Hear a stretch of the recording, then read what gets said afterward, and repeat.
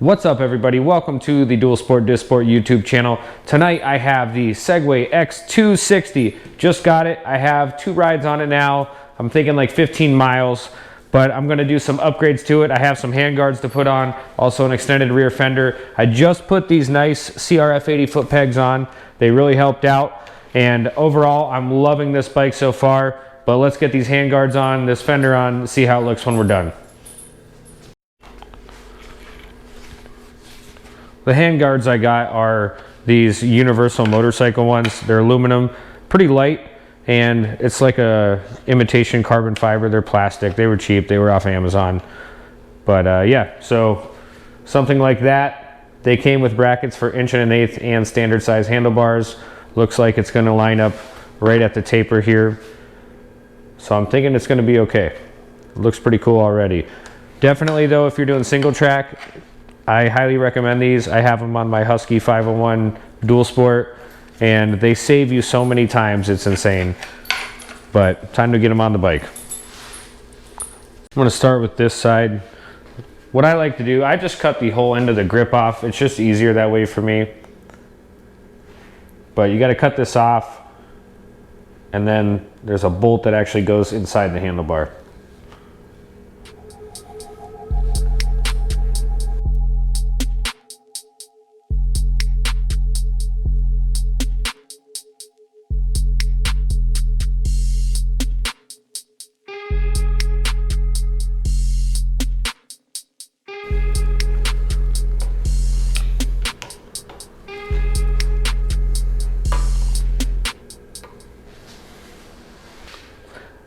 I decided to go with electrical tape on this thing, and I think it's going to work out pretty good. Hopefully it doesn't twist too much when I wreck, but it was the quickest and easiest way to get that thing to fit nice and snug.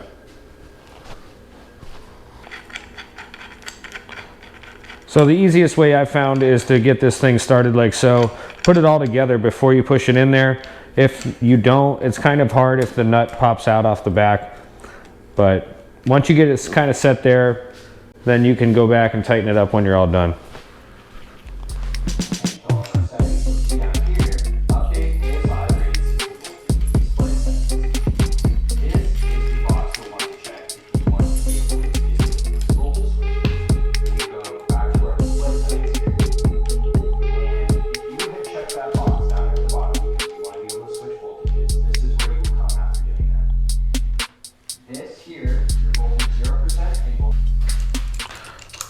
Almost finished up here.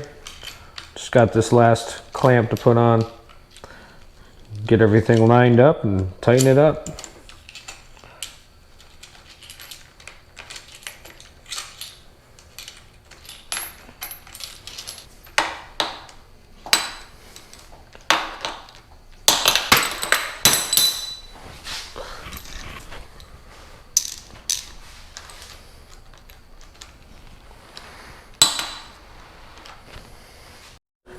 All finished up, and I really like the way that looks, the flat black with the flat black front number plate. Nice. It almost looks like a little miniature dirt bike. It's pretty cool.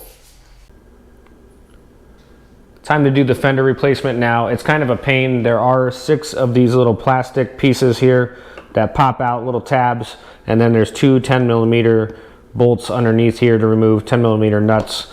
But this little plastic shield you got to remove first, and you just take, I use a chisel, and then they just kind of pop out, but they're kind of hard to get to. There's 3 more on the other side, and then it'll come apart.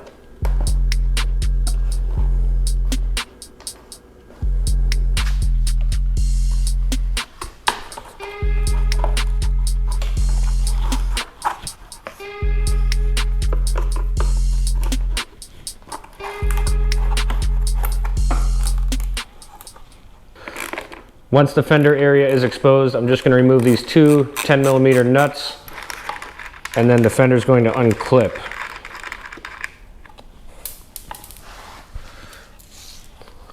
These stock ones, anytime you go through any type of puddle or anything wet, any kind of mud, it just flies right up and coats your back. So the extended fender is going to be a nice improvement over this stock thing that they call a fender.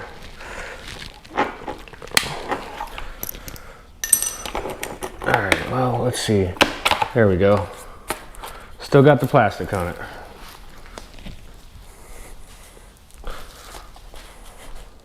This is the extended fender I got off Amazon. It looks pretty nice, although it's got a little tweak in it already. I'm going to use some electrical tape and try to twist it back, maybe a little bit of a heat gun, but it's already got a little bit of a bend stock, so it's going to look a little crooked, but it'll definitely keep the mud off. So this one doesn't clip in or anything, it just sets right up there. It is a metal bracket, so I'm guessing that helps, but I kind of thought it was going to clip right in like the other one.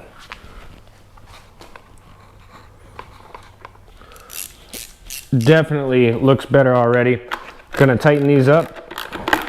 Now, the biggest thing that I've experienced so far with the 160, both of those that I bought and this 260, is that from the factory or whoever assembles them, they are lacking of much Loctite or thread locker, and a lot of the bolts vibrate loose or rattle loose. So one of the biggest things I would recommend if you get one of these is to pretty much any bolt that is not like a main bolt, even those two, but these little fender bolts and stuff, they always loosen up, and the ones for the fork guards, just make sure you keep checking them. Might want to put some thread locker on them as well.